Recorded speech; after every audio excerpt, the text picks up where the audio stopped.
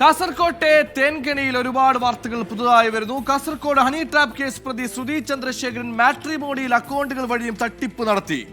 വ്യാജ വിദ്യാഭ്യാസ യോഗ്യതയും ഉന്നത ജോലിയും കാണിച്ച് പോലീസ് ഉദ്യോഗസ്ഥർ ഉൾപ്പെടെയുള്ളവരെ ഈ അക്കൗണ്ടുകളിൽ കുടുക്കി.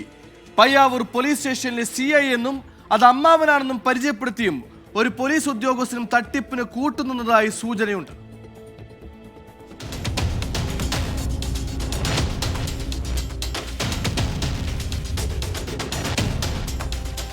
2023 ശ്രുതി ചന്ദ്രശേഖരൻ മാട്രിമോണി അക്കൗണ്ട് വഴിയാണ് തൃശൂരിലെ പോലീസുകാരനെ പരിചയപ്പെടുന്നത്. വിവാഹാലോചനയുമായി മുന്നോട്ടു പോയതോടെ വീട്ടുകാർ എന്ന വ്യാജേന മറ്റു ചിലരെ കൂടി പരിചയപ്പെടുത്തി.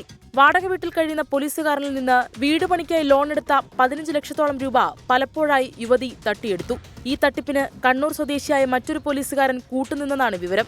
പയ്യാവൂർ സ്റ്റേഷനിലെ CI എന്നും അമ്മാവനെന്നും ശ്രുതി പരിചയപ്പെടുത്തിയ ഇയാളുടെ ബാങ്ക് അക്കൗണ്ടിലേക്കും 2.5 ലക്ഷത്തോളം രൂപ അയപ്പിച്ചു.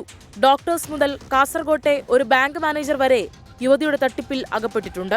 കോട്ടയത്തും സമാനമായ തട്ടിപ്പ് നടത്തിയ ശ്രുതി ചന്ദ്രശേഖരന് പിന്തുണ നൽകിയവരിലേക്കും പോലീസ് അന്വേഷണം വ്യാപിപ്പിച്ചു. 24 കാസർഗോഡ്. ശ്രുതിയുടെ തേൻകണി അതൊരു വല്ലാത്ത കെണിയായിരുന്നു. അതിൽ പെടാത്തവരാണ് ചുരുക്കം.